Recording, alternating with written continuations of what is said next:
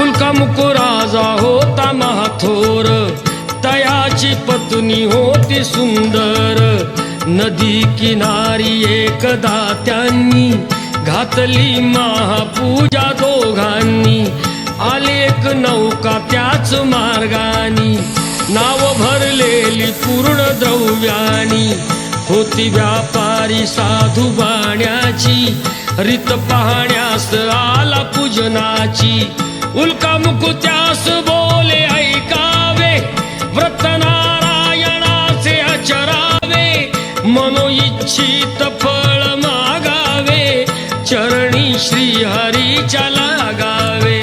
घराशी आला वाणी परतून, तयाची पत्नी होती शीलवान.